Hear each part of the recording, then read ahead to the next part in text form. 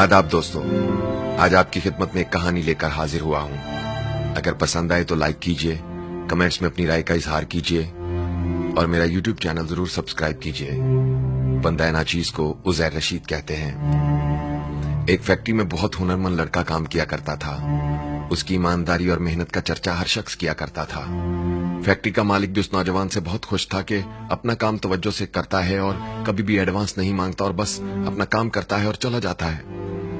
एक दिन क्या हुआ दोस्तों, उसी नौजवान ने बिना बताए फैक्ट्री से छुट्टी कर ली। तमाम स्टाफ परेशान था कि इसने तो कभी छुट्टी नहीं की थी और आज बिना बताए ही गायब हो गया है। एक दिन काम से गैर हाजिर रहने के बाद जब वो नौजवान काम पर वापस आया तो फैक्ट्री के मालिक ने उसे अपने पास बुलवाया और कहा, मैंने सोचा है कि आज से तुम्हारी तनख्वाह दुगना कर दी जाए। फैक्ट्री के मालिक को लगा कि शायद इस पर काम का बोझ बहुत ज्यादा है और मुआवजा कम, शायद इसीलिए ये मुश्किलात का शिकार है।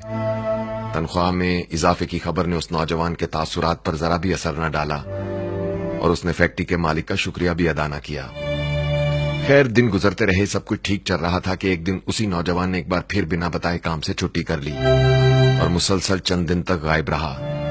फैक्ट्री के मालिक को उसकी इस हरकत पर शदीद गुस्सा आया और एक दिन जब वो नौजवान वापस काम पर आया तो फैक्ट्री के मालिक ने गुस्से से उससे कहा, अब अगर काम करना है तो वापस पहली तनख्वाह पर काम मिलेगा।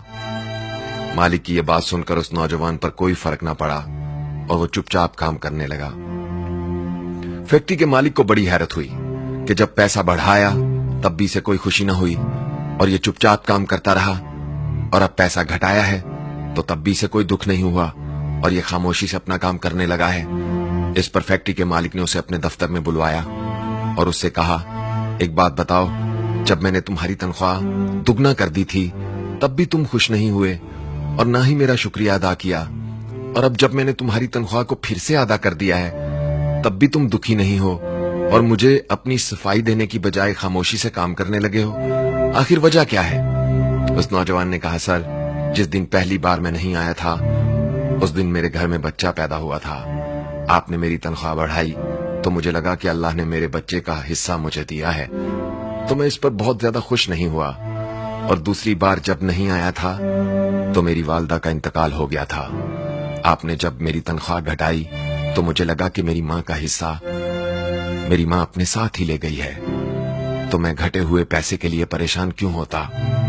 यह सुनकर फैक्ट्री के मालिक की आंखों में आंसू आ गए और उसने आगे बढ़कर उस नौजवान को गले से लगा लिया। जिंदगी हर कदम एक मुकाबले का नाम है दोस्तों। इस नौजवान को देखिए, जिस पर जब अच्छा वक्त आया तब भी वो खुशी में पागल नहीं हुआ और जब बुरा वक्त आया तो तब भी उसने खुद को सोगवार ना किया। अच्छा और बुरा वक्त जीवन का हिस्सा है, मगर कामयाब वही लोग होते हैं जो अच्छे वक्त में अपनी औकात याद रखते हैं और बुरे वक्त में मेहनत पर यकीन रखते हैं। अगर आपको हमारी बातें अच्छी लगती हैं तो हमारा YouTube चैनल जरूर सब्सक्राइब कीजिए। अपना बहुत ख्याल रखिएगा और उनका भी बहुत ख्याल रखिएगा जिनका कोई ख्याल नहीं रखता। अल्लाह हो आप सबका हामी और नासिर। अल्लाह हाफिज।